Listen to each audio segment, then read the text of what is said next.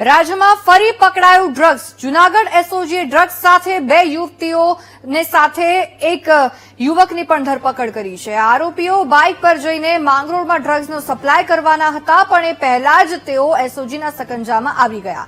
એસઓજીએ 2.39 લાખના 23.99 ગ્રામ મેફેડ્રોન ડ્રગ્સના જથ્થા સહિત 3.63 લાખનો મુદ્દામાલ જપ્ત કર્યો છે અને ધોરાજીના ઇમરાન મતવા, મહારાષ્ટ્રની અરીસા શેખ અને તાસિફા ખાનને જેલના સળિયા પાછળ ધકેલી દીધા છે. જણાવીએ કે 3 દિવસમાં એસઓજીને ડ્રગ્સ પકડવામાં આ બીજી સફળતા મળી છે.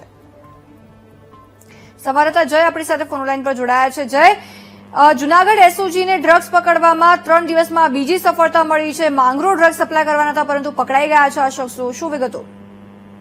જી કશિશ, ખાસ કરીને જણાવી દો કે જે જૂનાગઢમાં ઘણા સમયથી આ ડ્રગ્સ સપ્લાય થતી હોવાનું જે પોલીસને ખાનગીરાએ બાતમી મળી હતી, ત્યારે જે પોલીસ દ્વારા ખાનગીરાએ તપાસ કરવામાં દરમિયાન આજે 3 દિવસમાં બીજી રેડ કરવામાં આવી છે. ત્યારે જે જૂનાગઢ એસઓજી છે તે માંગરોળમાંથી નશીલા પદાર્થ જે મેફેડ્રોન છે એમડી ડ્રગ્સના જથ્થા સાથે 2 મહિલા અને એક પુરુષને ઝડપી લીધા હતા. જ્યારે જે ધોરાજીનો ઇમરાન, જુમા મતવા અને મુંબઈની 2 મહિલાઓ સાથે સ્કૂટર પર ડ્રગ્સ લઈને માંગરોળ વેચવા આવતા હતા. ત્યારે એસઓજી ટીમ દ્વારા આ ત્રણેયને પકડી પાડી ધોરણસરની કાર્યવાહી હાથ ધરી હતી. ત્યારે 2,39,000ની કિંમતનું આ ડ્રગ્સ પકડ્યું હતું, તેમજ મુદ્દામાલ સહિત 3,63,000નો મુદ્દામાલ પોલીસે જપ્ત કરી હાલ ધોરણસરની કાર્યવાહી હાથ ધરી હતી. જી આભાર જય સમગ્ર વિગતો બદલ.